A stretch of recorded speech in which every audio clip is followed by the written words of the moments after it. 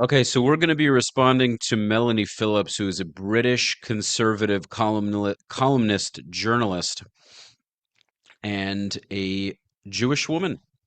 She speaks very proudly in support of Israel, and she is going to be giving a speech. She gave a speech at the Jerusalem News Syndicate conference about how Europe and the United States have to wake up before it's too late in regards to Islamic extremism infiltrating, taking over their countries, which it already has.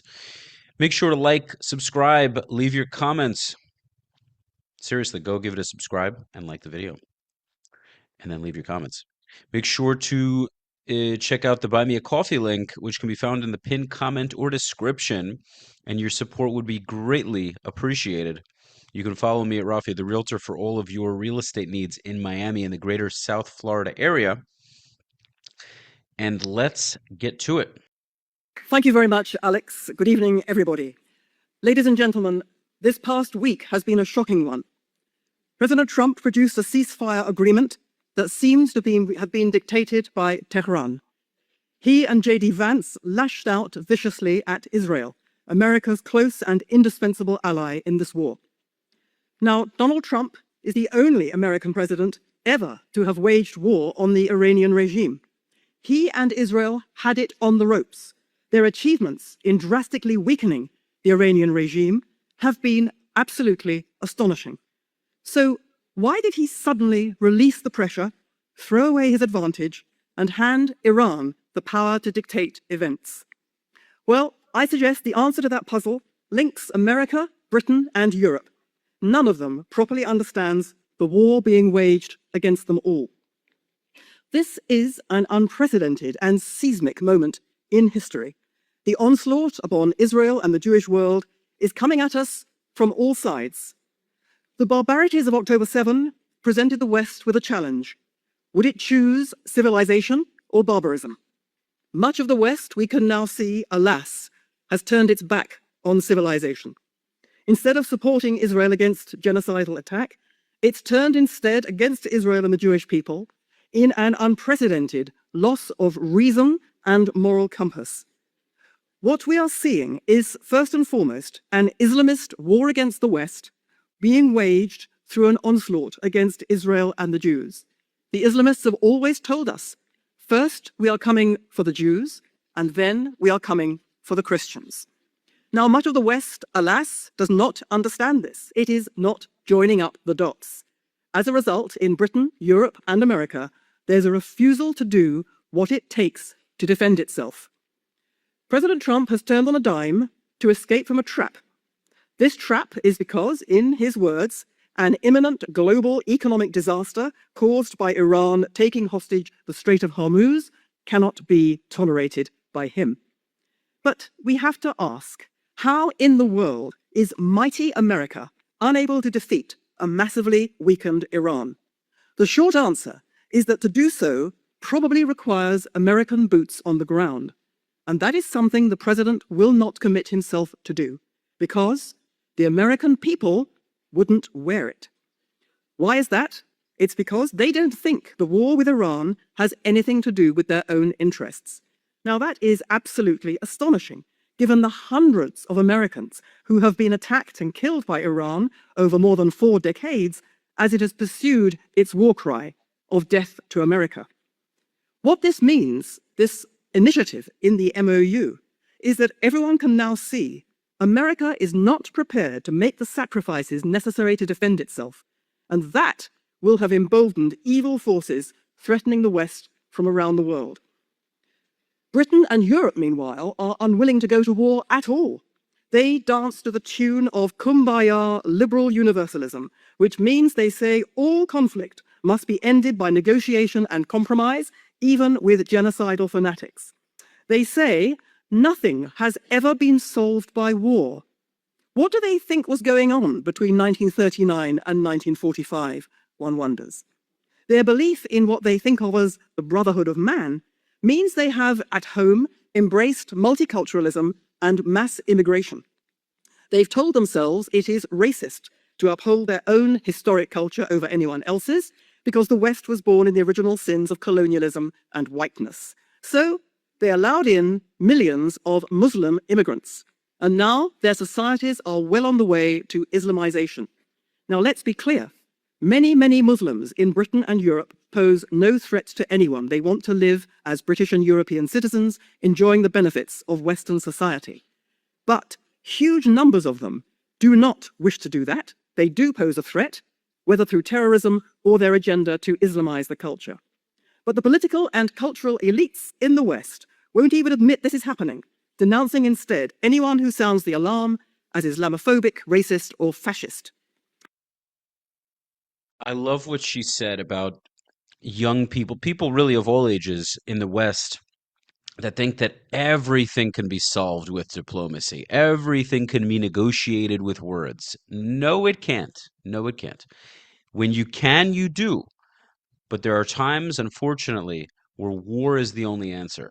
Sometimes your enemy is not interested in having discussion until discussion is the only option they have for either being totally annihilated or being defeated to the point of 20, 30, who knows how many years of rehabilitation, so to speak, where their land is so decimated, their economy is so decimated, and so they come to the negotiating table because they understand that that's the only card they have left.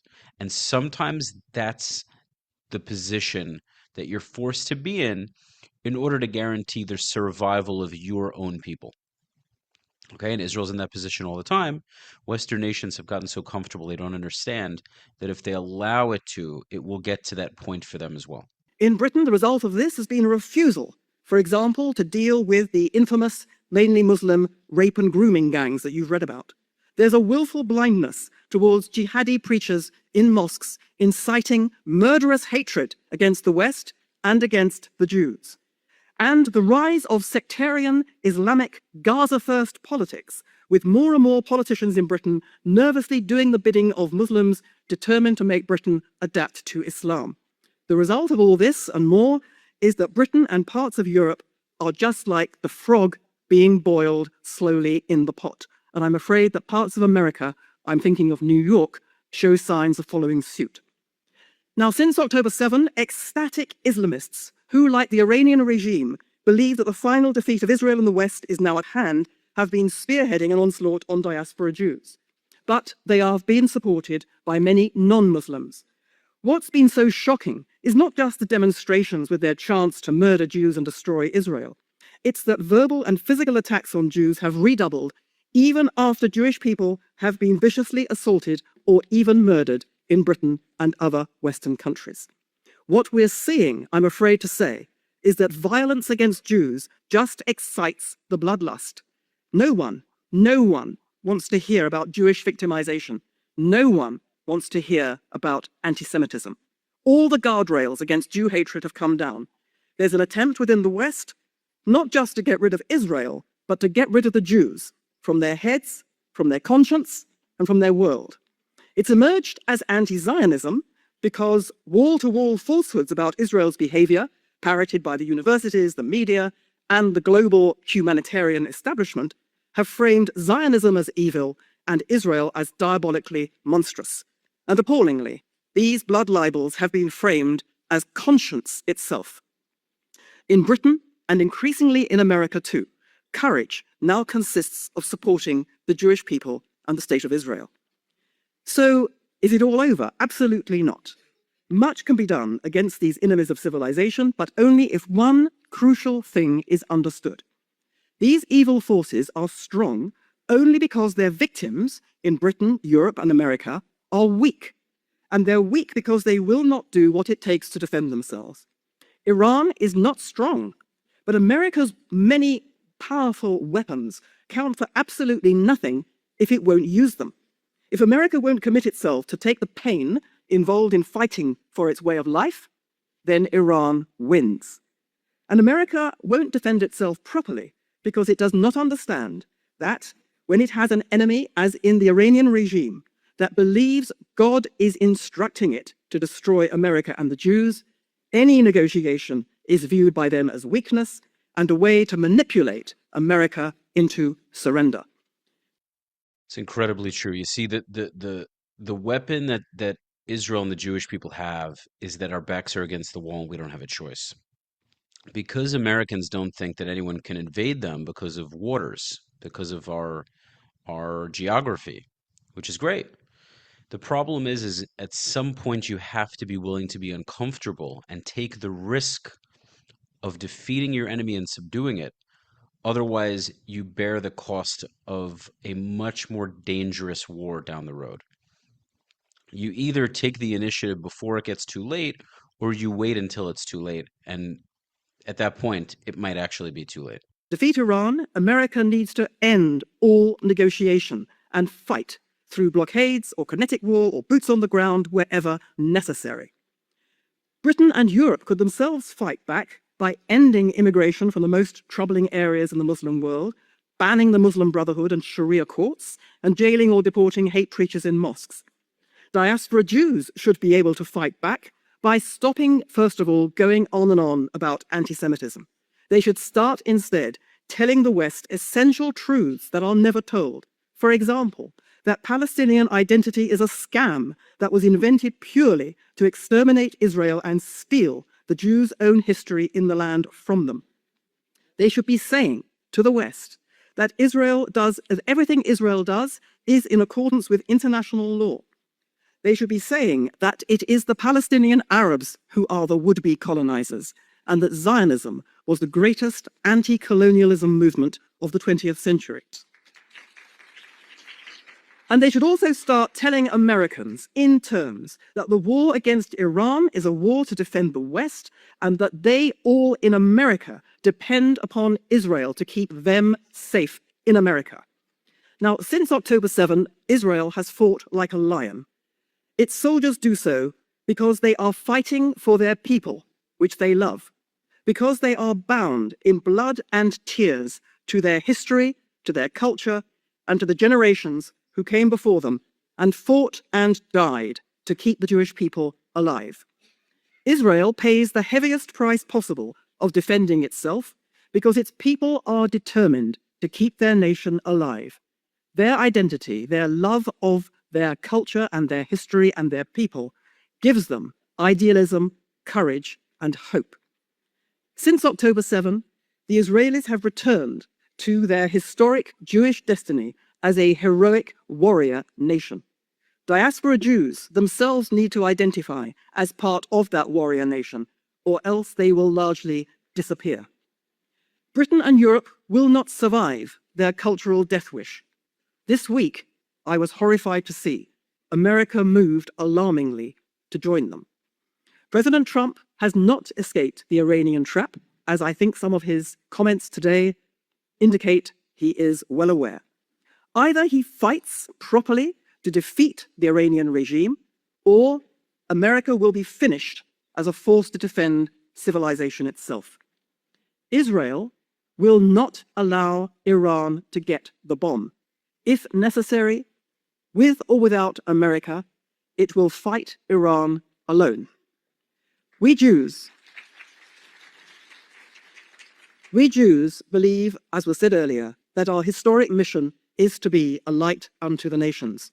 Israel can now be that light by showing America, Britain, and Europe how to fight, what it takes to fight, and therefore how to survive and to live.